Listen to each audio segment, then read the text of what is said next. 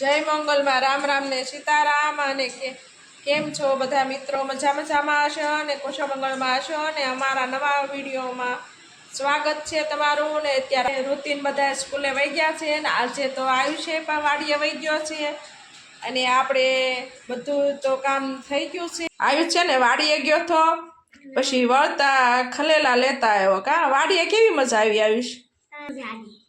વાડીએ મજા આવી? ગારો હતો? રમકડા બનાવ્યા? હે બહુ ગારો હતો. હામું જોઈને તો બોલ.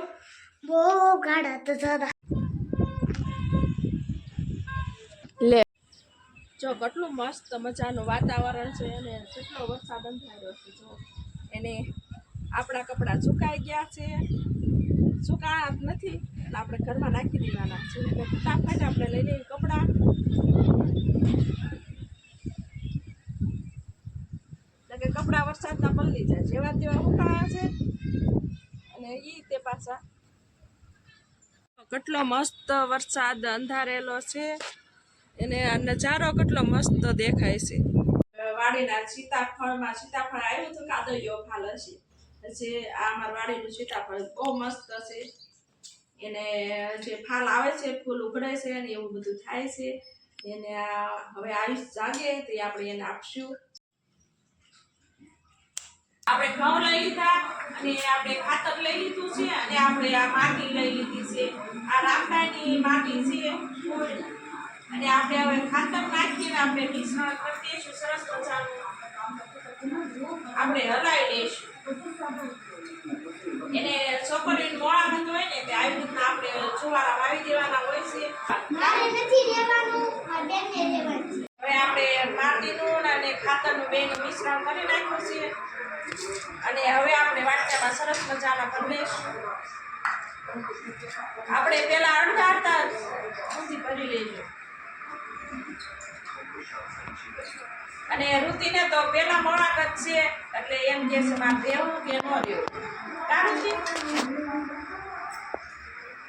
અને જ્યારે ફરાળ આવશે ને તે કે મારે દેવું છે એવું કરશે. આપણે બે થરો જમ નાખ્યા છે. હવે આપણે છે ને આમાં ઘઉં થોડા થોડા નાખી દઈએ.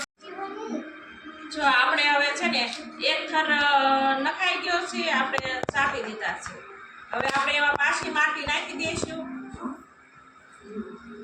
એટલે બહુ સરસ ઉગે. અને હવે આપણે આવી રીતે પાછો છંટકાવ કરી દઈશું ઘઉંનો એટલે આપણે ઘઉં સરસ મજાના ઉગી જાય. કાપછન આવશે પારવા આ ઉપલો સ્થળ હોય ને એના આપણે સરસ મજાના વાપીને તો બહુ સારા ઉગે છે.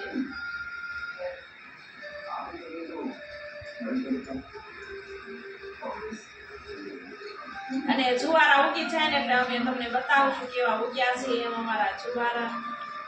ઋતિ અને ઋતિને તે મારી હારવાર એનું કામ કરવા જોઈએ બધું. અને હજુ તો આયુષ મૂતો છે અને છે ને આપણે વાવી દીધા છે એટલે પાણી પાઈ દેવી અને પછી આપણે સરસ મજાના ઢાંકીને મૂકી દેવાના છે. આપણે એક દિવસ પાણી પાઈને આપણે ખુલ્લા મૂકીશું અને પછી આપણે સવારથી તે એક દિવસ સુધી આપણે ડબ્બામાં ઢાંકીને મૂકી દેવાના. એક દિવસ સુધી કાઢવાના નથી. આપણા છે ને આ જુવારા છે ને આપણે અધર મૂકી દેવી.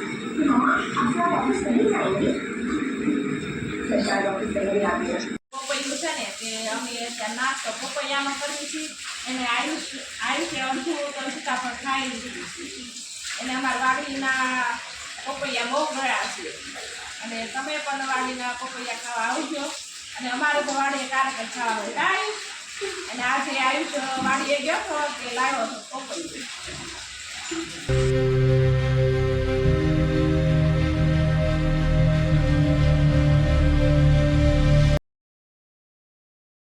જો આજે અષાઢી બીજ છે. આપણે ભૂંગળા બટેટા બનાવવાના છે એટલે આપણે સરસ મજાના બટેટા બાફી લીધા છે અને હવે ફોલવાના છે.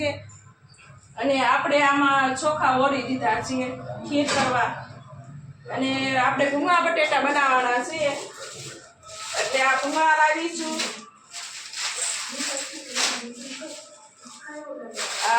સરસ મજાના ભૂંગળા લાવી છું. જો ભૂંગળા બટેટા બનાવવાના છે એટલે આપણા બટેટા તો જો તૈયાર જ છે, બાફીને તૈયાર રાખી દીધા છે સરસ મજાના. અને આપણે ખીર બનાવી એટલે ખીર સાથે આજે પૂરી લોટ બાંધવાનો છે. પૂરી અને ખીર અને ભૂંગળા બટેટા બનાવવાના છે. આ બફાઈ ગયા છે એટલે આપણે દૂધ નાખી દેવાનું છે. અને દૂધ નાખી દઈશું એટલે આપણે મોરસ નાખી દેવી છે. અને ખીર તો આયુષને બહુ ભાવે અને અમારે તો વારા ખેલી ખીર તો બનતી જ હોય છે. અને હવે આપણે નાખી દઈશું મોરસ. આપણે જેટલી ગળપણ વાળી ખાઈ હોય એટલી ખાઈ નાખશું.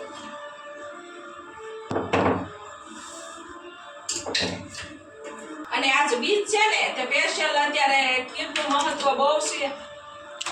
અને બીજને દી આપણે રામાપીરની ખીર બનાવી છે અને ખીરને પૂરી અને ભૂંગળા બટેટા બનાવશું. બહુ મજા આવે ખાવાની.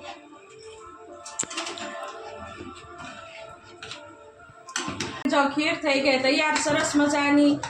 અને તમે પણ જમવા આવજો. આજે અષાઢી બીજ છે અને હવે આપણે આમલીની ચટણી કરવાની છે એટલે આપણે પાણી ભરીને છે ને આપણે આમલી ગરમ કરવા મૂકી દઈશું. એક બાજુ આપણે પૂરીનો લોટ બાંધવાનો છે તો એની મેં તૈયારી કરી નાખી છે. આપણે જીરા પૂરી અને તીખી પૂરી બનાવવાની છે એટલે આપણે મસાલો નાખીને બધું મિશ્રણ કરી અને હવે લોટ બાંધી દઈશું. છે ને પૂરીનો લોટ બાંધી લીધો છે અને હવે આપણે પૂરી બાંધી લઈશું. આજે અષાઢી બીજ છે અને આપણે આ મશીન વડે આપણે પૂરી પાડી લેવાની છે. એને આયુષને ઋતિ બહાર રમે છે એટલે આપણે કાંઈ હેરાન કરવાના નથી. અને આપણે હવે પૂરી પાડવાનું કામ શરૂ કરી દઈએ.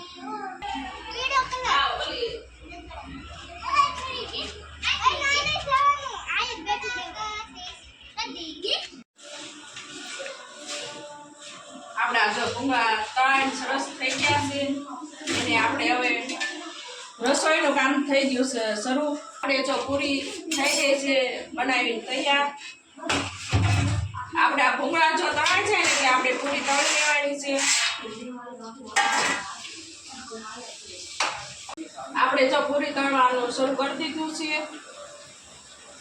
એને આપણે આટલી પૂરી તળાઈ ગઈ છે.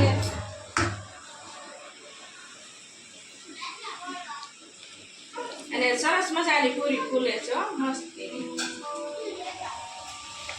જો આપણે આખા વરસ માટે વેફર બનાવી હતી હવે અત્યારે આપણે વેફર બનાવી. જો આવું કંઈક હોય ને તો વેફર તળવાની બહુ મજા આવે અને ખાવાની પણ બહુ મજા આવે. એને એકદમ સફેદ સફેદ વેફર પડે છે.